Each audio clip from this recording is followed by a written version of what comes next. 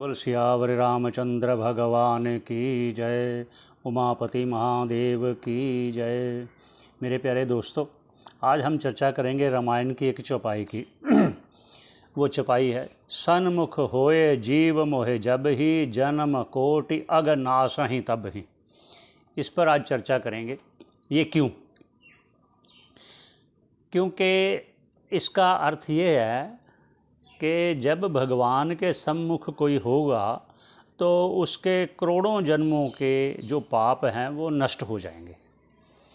ये बात तभी संभव है जो सन्मुख हुआ है उसकी दृष्टि में वो भगवान हो, तभी। अन्यथा क्या होगा?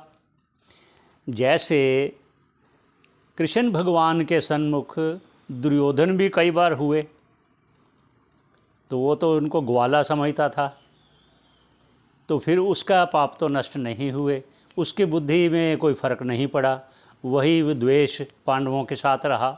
दूसरा, भगवान राम के समय वो जो धोबी बात करने वाला था वो प्रजा का ही था। वो आता था, भगवान स्वयं बुलाते थे अपनी प्रजा को, दर्शन देते थे, उन्हें उपदेश देते थे।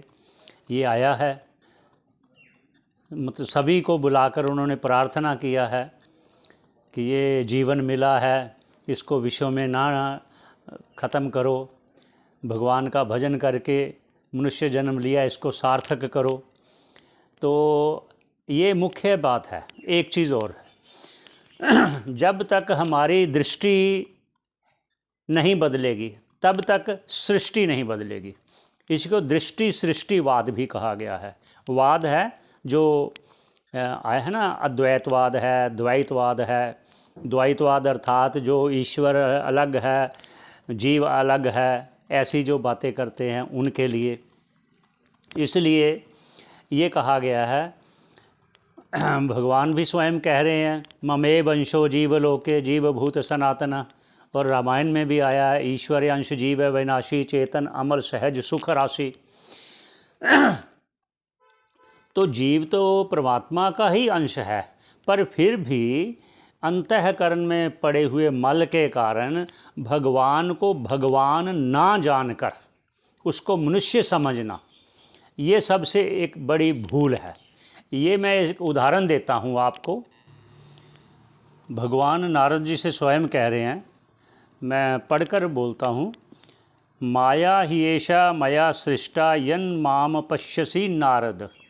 ये भगवान नारद से कह रहे हैं कि सर्वभूत गुण ही युक्तम मैवं माम ज्ञातुमर्हसि। कि हे नारद, माया ही एषा मया सृष्टा यन माम पश्यसी नारद, कि माया को मैं अपने अधीन करके मैं अवतरित होता हूँ। ये दूसरा, सर्वभूत गुण ही युक्त, जो सभी भूतों से युक्त होकर जो जीव जैसे पैदा होते हैं ऐसे नहीं।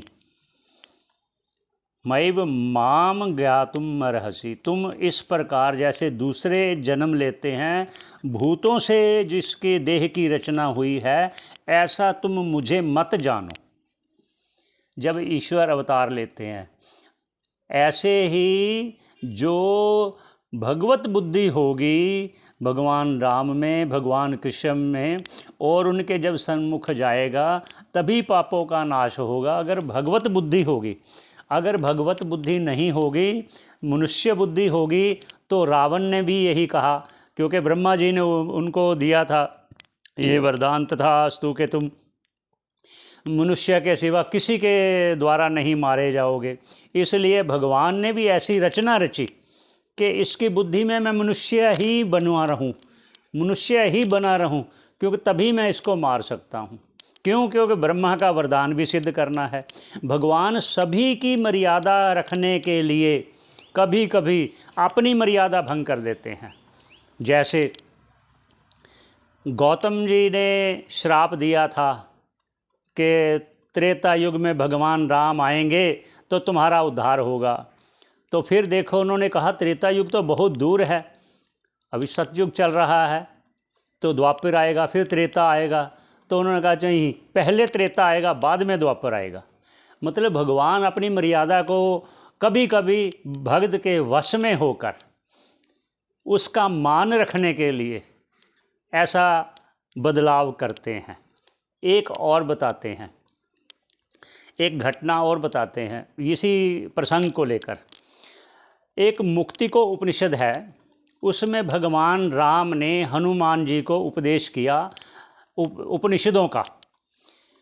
वो मांडुक्य का है, एक उपनिषद है मांडुक्य नाम का, उस पर कारिका लिखी है भगवत पाद के गुरुजी गौड़पाद आचार्य जी ने कारिका लिखी है।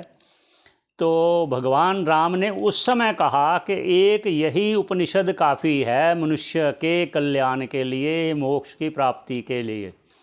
मांडुक्यमेव अलम मुक्षूनाम विमुक्तये।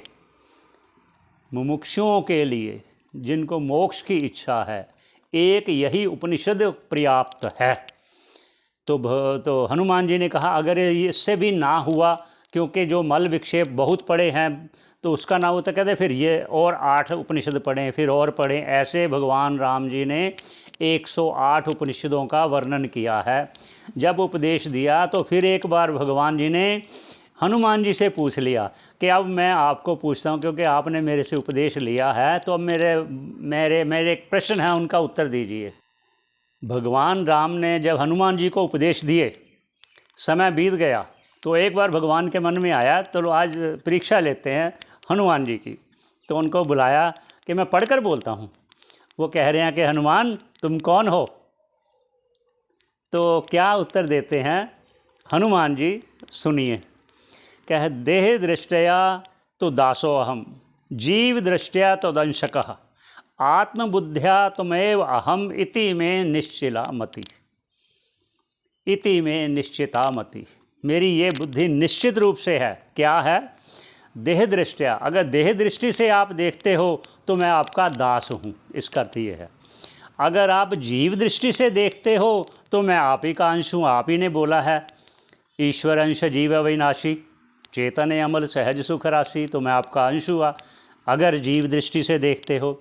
लेकिन अगर आत्मबुद्धि से देखते हैं तो जो आप हैं वही मैं हूँ, जो मैं हूँ वही आप है, क्योंकि आत्मा एक ही है, ब्रह्म एक ही है, सत्य एक ही है। उसी सत्य में, उसी ब्रह्म में ये संपूर्ण सृष्टि अध्यस्त है, जिस अध्यास की हम पहले वार्ता कर चुके हैं। उसी की चर्चा करते करते आगे चलेंगे। तो आशा करता हूँ ये आपको लाभकारी हो। तो ऐसे ही और छोटी छोटी वीडियो बनाकर कोशिश करेंगे, इसी पर आगे फिर करेंगे चर्चा। इसी पर विश्राम देते हैं। बोल सियावर रामचंद्र भगवान की जय। ये सब जो भी हो रहा है ईश्वर की इच्छा से हो रहा है। ईश्वर का संदेश ईश्वर की इच्छा के बिना नहीं दिया जा सकता। बोल सियावर रामचंद्र भगवान की जय।